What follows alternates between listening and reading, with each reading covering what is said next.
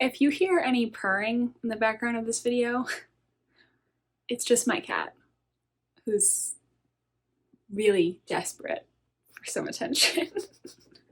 Hello, beautiful people of the internet. How are you doing today? My name is Jackie and welcome back to my YouTube channel. In today's video, I'm going to wrap up all of the books that I read in the month of October 2024. In the month of October, I read 6 books, all of which I believe were murder mysteries, actually. If you add up the pages, it's a total of 1,512 pages read for the month. My average star rating was 3.5 even. A lot of these books were actually featured in other videos on my channel, so let's just get right to it. The first book that I read was actually an ARC. I read Murder in Highbury by Vanessa Kelly. This is from Kensington Publishing. Thank you so much to them for giving me my electronic copy via NetGalley in exchange for an honest review.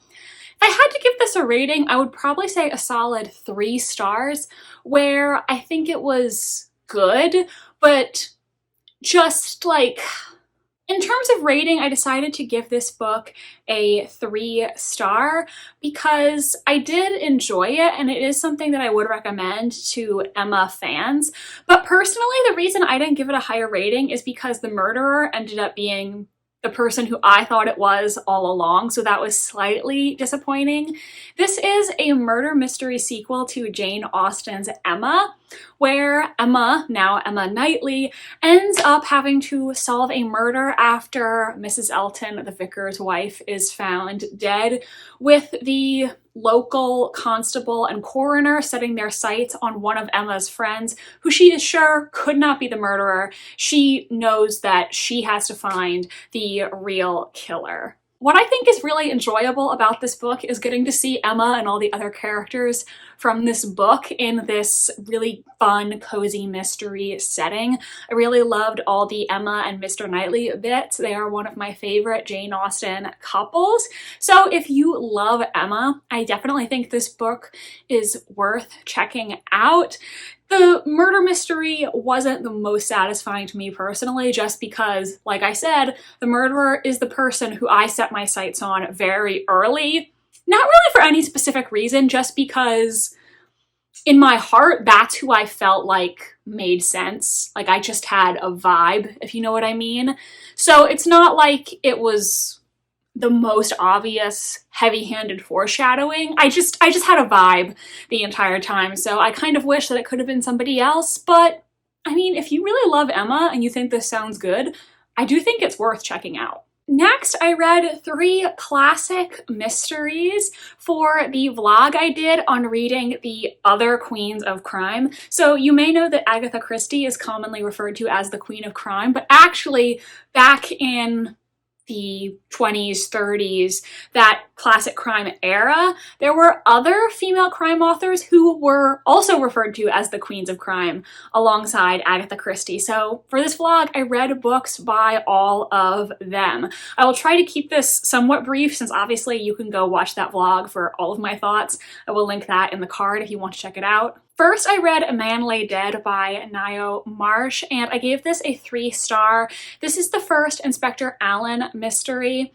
and it takes place at a house party where they are playing a murder mystery game when someone actually is murdered for real. And honestly, like, this book was just good. It wasn't great, but it also wasn't bad. And I would read another Ngaio Marsh book, but I'm not gonna hurry out to get more of her stuff. Like, I think it was a pretty, average classic mystery. It's also fairly short, so like if you're looking for a short mystery, maybe check it out, I don't really have strong feelings about this one, and that's why I just gave it the 3-star rating. Like, yeah, it was good, but didn't blow my mind or anything. Next, I read The Crime at Black Dudley by Margery Allingham, and I'm gonna give this a 3 as well, though this book is so hard to rate because it is a really quite strange book. So this is the first mystery featuring Margery Allingham's sleuth Albert Campion. But one thing I didn't realize when I picked this up is that this book was actually originally intended as a sort of satire or parody of other crime fiction from this period. So it is very, let's call it, unserious, and I don't think I would have chosen it for this vlog had I realized that. I didn't realize that it was going to be so silly, but apparently Margery Allingham did become a more serious crime fiction author as her career went on. So maybe I would have been better off with one of her later books, and I do think I would like to read one of her later books just to see what I think of those. I know she does have some very well-respected titles. This one was just way too silly for me, and I think it was intended to be silly, knowing that it was meant to parody other detectives like Lord Peter Wimsey.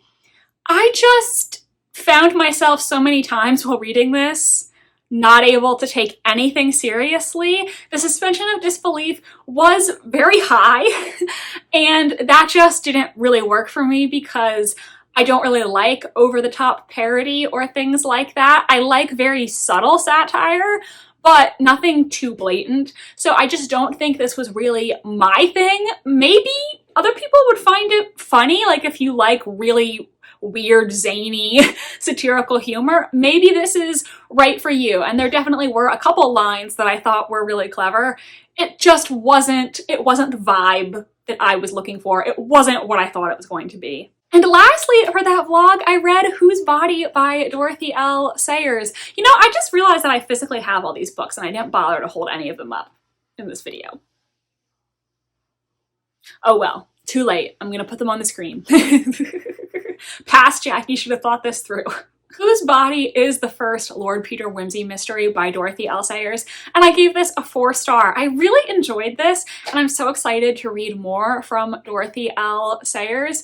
Lord Peter Wimsey is a sort of gentleman sleuth. He was born into a noble family. His brother is the current Duke of Denver, and Lord Peter is the second son in his family. So obviously he didn't grow up as the heir to his family's noble title, but he does come from a very privileged background. And so when we meet him in this book, he is very interested in solving mysteries, sort of like just because he thinks it's fun, you know? And he really likes to try to puzzle out the solutions to mysteries. And in this book, a person that his family knows, I wouldn't go as far as to call it a friend, but you know, an acquaintance, a friend of a friend. This man has kind of gotten himself caught up with the police because he discovered a body in his bathtub. Whose body, you ask? Nobody knows. They have no idea who this dead guy in the bathtub is. And of course, when Lord Peter hears about this, he marches right over to that house to get into the thick of the investigation. I find the concept of this just random body appearing in somebody's house and they've never seen this dead person before, I find that very interesting. And I loved the tone of this. I once heard somebody on BookTube describe Dorothy L. Sayers' writing style as if Jane Austen wrote murder mysteries. And I see where that person was coming from now, because there is that very subtle satire and social critique that's just very subtly and cleverly in there, which I love. That's one of my favorite things about Jane Austen, and there were several little comments or asides in this that definitely gave me that Jane Austen vibe. And I really liked some of the characters in this. I liked Lord Peter, I liked his butler, whose name is Bunter, and his policeman friend, Parker. Lord Peter's mother also kind of slightly has like the vibe of a character in a Jane Austen novel just a century after Jane Austen. So I did really quite enjoy this. It wasn't a full 5. After that, I read A Conspiracy in Belgravia by Sherry Thomas, which is the second Lady Sherlock mystery. I gave this a 4-star. So the Lady Sherlock series is a retelling of Sherlock Holmes where actually Sherlock is a woman. So it takes place in Victorian London and follows Charlotte Holmes, who uses this male pseudonym to solve crimes in this patriarchal world. I enjoyed this second outing in the series. I will admit though that I don't know if I remembered the first book as well as I thought, because several times they would reference things from the first book and I would think to myself, wait, that happened? Or they would mention a character and I would think to myself, wait, who is that again? There are so many characters in this book, and one thing that I've noticed in both Lady Sherlock books that I've read so far is they don't necessarily have one straightforward murder mystery. They'll sometimes have multiple mysteries in one book because different clients will come into Charlotte/Sherlock, and so those will be sort of a B plot underneath the more major A plot. So I could see how that would be kind of confusing for people because there's a lot going on and you're meeting a lot of different people. I was also kind of disappointed because I remember in the first book enjoying the inspector character and his wife and the relationship they had, but after how they left things off in book one, the inspector in this book really kind of sucks and is just pretty sexist, typical male Victorian attitudes. So that was disappointing to me because I thought that they would be able to work it out, and really that didn't happen. So I wasn't crazy about where that storyline went, but I do think this book was enjoyable, well written, and I'm interested in how it's going to continue in the third installment because they have set up some interesting stuff with the recurring characters. So I will definitely continue this series. And then the last book that I read was A Murder is Announced by Agatha Christie, which I also gave a 4-star. It wasn't a full 5 for me. I don't really know why. I think sometimes when you just read a book, you finish it, and you know in your heart, this is a 5. You loved this, you feel so passionately about this, and with this book, like, there was nothing wrong with it per se, but I just didn't feel that level of excitement that I personally needed to give it a full 5, but that's just me. The premise of this book is basically that there is an advertisement put out in a local newspaper announcing that at a certain date and time, a murder is going to take place at this address. A bunch of the local residents go there to see if the murder is going to happen, and lo and behold, somebody actually does end up dead. But who put the advertisement in the newspaper in the first place, and who murdered this person?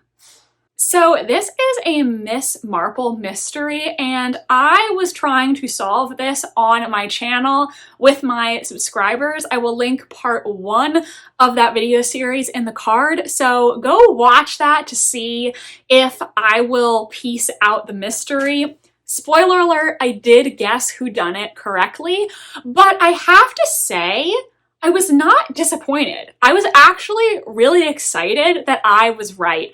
And I think there is a big difference between reading a mystery, getting to the end and being like, oh, it was who I thought it was, versus reading a mystery and getting to the end and being like, OMG, yes, I got it right, I got it right.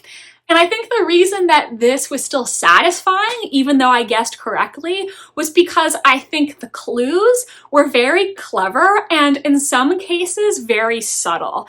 I think what makes Agatha Christie so amazing is how she lays clues, and sometimes she foreshadows things in a way that is very subtle, but at the end, when it's all being explained, it comes back around and you're like, ah, that now makes sense to me. I remember that detail, I didn't understand it at the time, and now it's actually come back into relevance and been a part of the major mystery. That to me is what makes reading Agatha Christie, the Queen of Crime, such a satisfying experience. So everybody, those are all the books that I read in the month of October.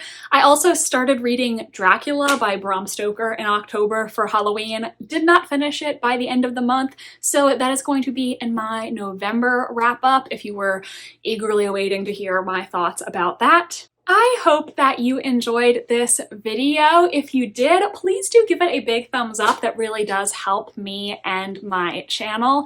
Let me know in the comment section, what was your favorite read in October and what was your least favorite read? I would really like to hear from you. Additionally, if you're still here and you want to show your support but you're not sure what to comment, why don't you leave an autumn leaf emoji down below so I know you watched this whole thing and you enjoyed it. I do post new videos every Wednesday and Sunday, so if you would like to see more from me, please do hit that subscribe button. I would greatly appreciate it. Thank you so much for being here today, and I hope you have a remarkable rest of your day. Bye, and I'll see you in the next video.